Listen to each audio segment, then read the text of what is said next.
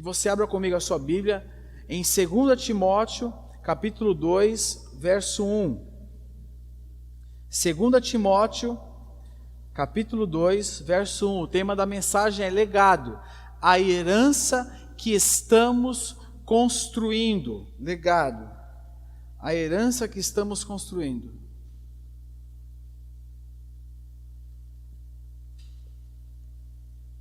Segunda Timóteo, capítulo 2, verso 1 e verso 2. Diz o seguinte: portanto, você, meu filho, fortifique-se na graça que há em Cristo Jesus. E as palavras que me ouviu dizer na presença de muitas testemunhas, confie a homens fiéis que sejam também capazes de ensinar outros. Então, preste atenção aqui que Paulo fala a Timóteo, que era o seu discípulo.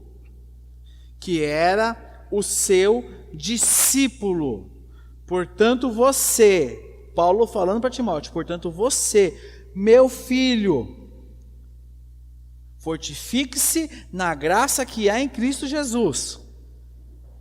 E aí ele diz, primeira geração, Paulo, segunda geração, e as palavras que me ouviu dizer na presença de muitas testemunhas.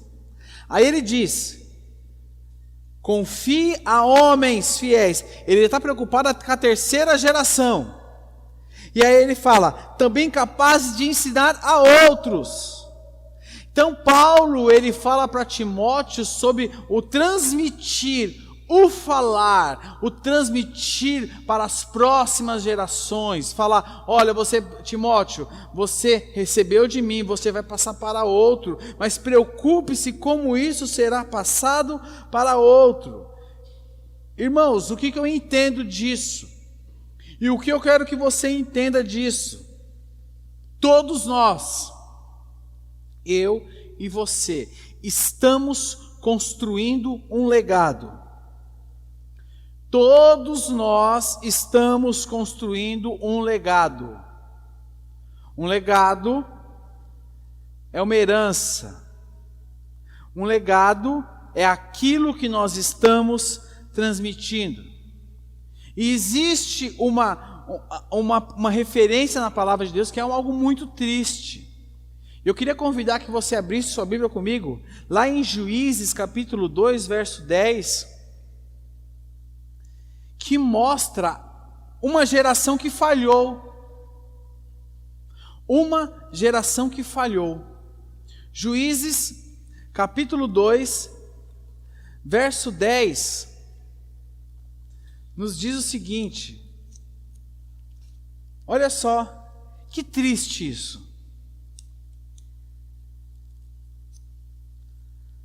A palavra de Deus nos mostra uma geração que falhou. E diz o seguinte, depois que toda aquela geração foi reunida a seus antepassados, preste muita atenção, surgiu uma nova geração que não conhecia o Senhor e o que havia feito por Israel. Essa passagem de Juízes, capítulo 2, verso 10, nos mostra e nos relata uma geração que falhou. Uma geração que falhou em transmitir aquilo que eles receberam da parte de Deus. E nós, em contraponto, nós lemos Paulo aconselhando a Timóteo a transmitir aquilo que ele recebeu para outros, para que esses outros pudessem transmitir com fidelidade a outros. Então, tenha em mente algo. Todos nós, eu e você, estamos construindo um legado. Todos nós estamos transmitindo algo. Eu e você somos resultado daquilo que foi construídos sobre as nossas vidas, como identidade emocional e espiritual. Eu não sei qual o seu berço, se você vem de uma formação cristã evangélica de berço ou se você não vem, mas todos nós somos resultado daquilo que foi construído sobre as nossas vidas. Muitas das coisas boas ou ruins que acontecem conosco é resultado direto do legado que recebemos dos nossos pais. Agora, qual herança nós vamos transmitir para os nossos filhos? O que você vai transmitir para os seus filhos, você que é pai? Ah, eu não tenho filho ainda, tá bom, você não tem filho ainda. Mas o que você está construindo na sua vida hoje, para que você possa transmitir para os seus filhos, mas no seu casamento, o que você vai transmitir para o seu futuro? Nós precisamos entender que todos nós temos que transmitir alguma coisa para a próxima geração. E o legado é aquilo que vai ficar quando nós não estivermos mais. O legado é aquilo que vai ficar quando nós não estivermos mais. Mas nós construímos o legado quando nós estamos presentes. Um legado ele é construído quando nós estamos presentes.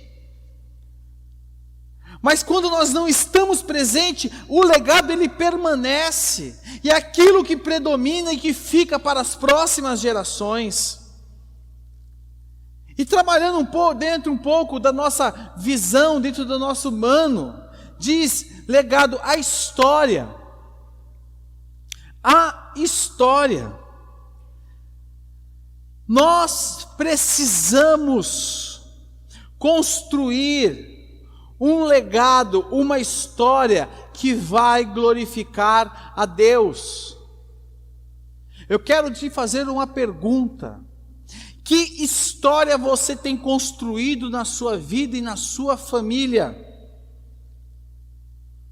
Eu quero me apoiar em cima do tema do nosso ano. Que história você tem construído na sua vida?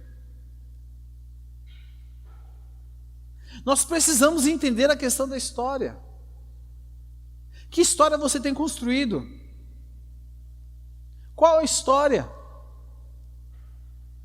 Eu quando olho a história da Comunidade da Graça, quando falávamos da Comunidade da Graça, falávamos aqui da nossa realidade, falávamos da comunidade, né, no Brasil, do mundo, via este vídeo, pessoas falando, os sotaques, né, o nordestino, o sulista, o pessoal no Japão.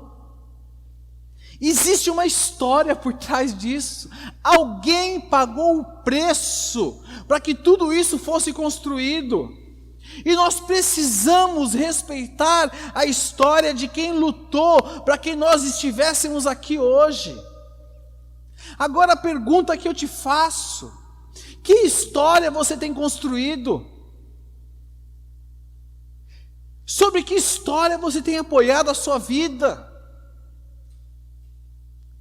Talvez você mais murmure do que preserve e construa uma história. Eu quero te falar algo, meu irmão, construa uma história, porque depois pode ser tarde na sua vida. Usando o exemplo da Comunidade da Graça, você que, né, existe uma atmosfera aqui dentro. Existe uma atmosfera. Coisa da família. Quando tudo está caminhando normalmente, quando não existia a pandemia, você entrava aqui, você sentia uma atmosfera, um negócio diferente. Família, o calor dos irmãos, o abraçar. Mas por que existia isso? Porque isso foi construído. E é interessante, eu já fui de uma outra igreja, já ministrei em muitas outras igrejas, de outras denominações, de outras igrejas, mas quando você entra na comunidade, tem um negócio diferente ali que eu não sei explicar o que é. Existe uma atmosfera diferente. Nós somos especiais, diferentes. Não, é algo que o Senhor nos deu. Algo que o Senhor deu para nós. Mas por quê? Porque isto foi construído. Uma história foi construído. Os pastores Carlos Alberto e a pastora Sueli, em 1979, começaram uma comunidade que vive como uma família. E isso existe até hoje. E nós respeitamos a história de quem foi contra a cultura na época. Que história você tem construído, meu irmão? Foi pago um preço para que nós estivéssemos aqui hoje. Que preço você tem pago pelos seus filhos e pela sua família? Qual história você tem construído? Por que essa comunidade está aqui hoje?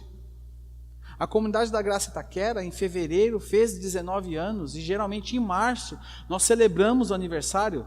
Estamos vendo como vamos celebrar os 19 anos de CG Itaquera. 19 anos. 19 anos. Quantas histórias foram escritas nessa comunidade? Irmãos, quantas histórias? A minha história foi escrita aqui, a história dos meus filhos cresceram aqui. Eu estou aqui num grupo bem reduzido de pessoas, mas 80% das pessoas que estão aqui, seus filhos cresceram aqui. Eu estou vendo o Admilson aqui, Gigi, Danilo, cresceram aqui, o Guino, Rogério, Edição. O Júnior também, né, Júnior? Nasceu aqui, né, essas filhas? Irmãos, quanta história não foi escrita nessa comunidade? Mas por que isso? Por quê? Porque lá atrás, alguém se deixou ser usado por Deus para que uma história fosse escrita. Enquanto você não escrever a sua história, você não vai conseguir deixar um legado para os seus filhos. Você precisa olhar para a sua história hoje. Quantas famílias foram abençoadas aqui?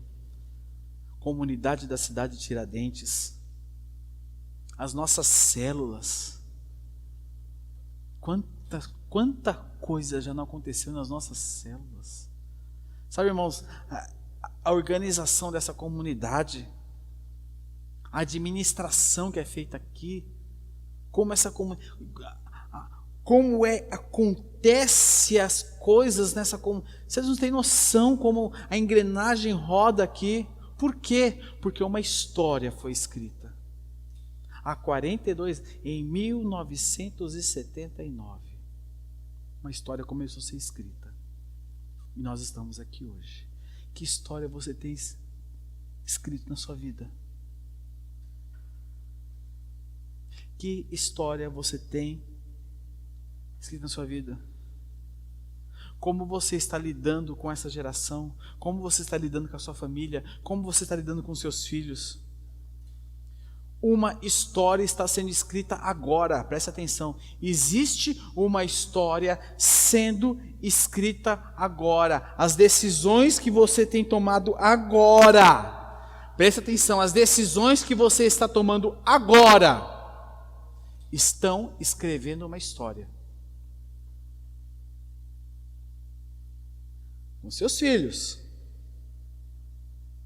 As concessões que você abre com seus filhos estão escrevendo uma história. Presta atenção, irmão. Estamos num momento de pandemia. Estamos aqui, um culto 100% online. Mas quando você vinha para uma reunião de celebração e teu filho, hoje eu não estou afim, eu estou afim de ficar debaixo do cobertor, e você, tá bom. Essa concessão te custa muito caro no futuro. Quando você falar, só vou no culto dia de Santa Ceia, e você ensina isso para a tua família, isto te custa muito caro, sabe aonde? No futuro. Por quê? Porque uma história e um legado está sendo deixado para os seus filhos. Que história você está escrevendo? O que você está ensinando? As decisões que nós tomamos hoje, as decisões que você toma hoje, elas estão escrevendo uma história. E eu acho que semana que vem eu vou pregar sobre o legado sobre a família. Estou pensando seriamente sobre isso. É muito sério. Isso é muito sério, irmãos. É muito sério. Eu acho que semana que vem eu vou entrar mais nesse assunto. O fundamento. O fundamento da comunidade da graça. Que fundamento você está fundamentando a sua vida e a sua família? O fundamento da comunidade da graça é a palavra, a mensagem. A comunidade se tornou uma referência, pois houve um preço a ser pago através de uma mensagem. E a mensagem era e é: não adianta ser igreja com o coração dominado pelo pecado. Precisa nascer de novo. E quando você nascer de novo, você consegue viver como família. Eu só consigo viver como família quando eu nascer de novo. Irmãos, qual o fundamento que você tem aplicado na sua casa? Esta palavra, presta atenção. Tem muita gente falando que essa palavra está desatualizada, mas a palavra de Deus está atualizada por toda a eternidade. Marque isso aí. A palavra de Deus está atualizada por toda a eternidade. Nós estamos no ano de 2021. Quando for o ano de 2081, este livro estará atualizado ainda. Quando for o ano de 3088, mesmo que Jesus não tenha voltado ainda, que eu acho que é muito difícil de ter acontecido, mas esta palavra estará atualizada ainda. Porque a palavra de Deus, ela está atualizada sobre toda a eternidade. Baseie sua vida na palavra de Deus. Baseie suas atitudes na palavra de Deus. Sabe por que a igreja de Jesus Cristo, a igreja existe até hoje? A igreja existe até hoje. Atos 2:42. O que diz Atos 2:42? Atos 2:42 diz o seguinte: que eles se dedicavam ao ensino dos apóstolos e à comunhão, ao partir do pão e às orações. A igreja só não morreu porque ela estava fundamentada, ela tinha um firme fundamento. Ela estava fundamentada. E ela está fundamentada até hoje. A sua família está fundamentada, a sua vida está fundamentada. Nós precisamos nos fundamentar na palavra de Deus, meus irmãos. Precisamos nos fundamentar na palavra de Deus. Amém? O terceiro pilar nosso tema deste ano é a visão. Uma extraordinária visão.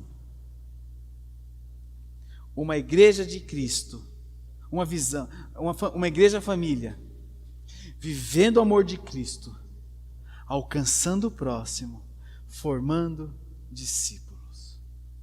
Esta é a visão da nossa comunidade. Uma igreja família. É uma igreja que vive como uma família. A família de Deus. Reconhecemos que temos muitos defeitos. Sua família tem defeito? A minha tem bastante.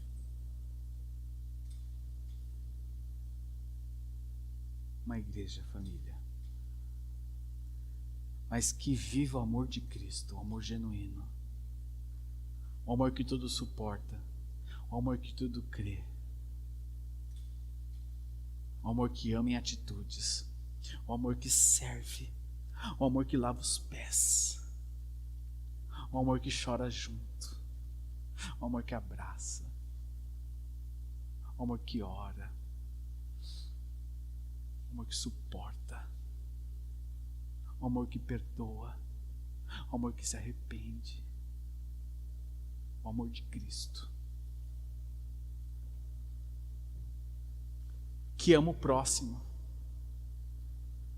alcança o próximo, que ama o próximo, ama o próximo. Ela não é voltada para o umbigo dela, mas ela ama o próximo. Ela ama o próximo, e este próximo ama tanto ele, traz ele para perto, cuida dele e forma ele o quê? Discípulo de Jesus Cristo. Discípulo de Jesus Cristo. Essa é a visão que nossa comunidade está apoiada. Em cima disso eu tenho uma pergunta para você. Qual a visão Deus tem de você? Qual a visão que Deus tem de você? Para nós concluirmos aqui, nós estamos construindo um legado.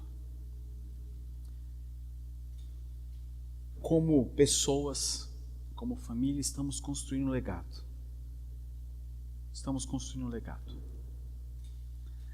E legado, por exemplo, na vida dos filhos, nós construímos assim, como nós tratamos a nossa esposa, como nós lideramos uma célula, como nós trabalhamos, como nós atendemos o celular, como você fala com seus filhos, como você corrige muitas vezes uma rota na vida dos seus filhos, como você honra os seus pais.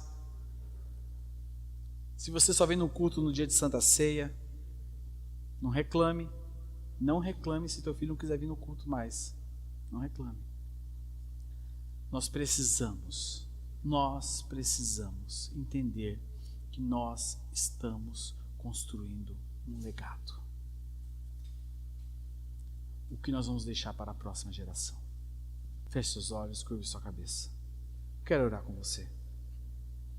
Eu quero orar com você agora em nome de Jesus.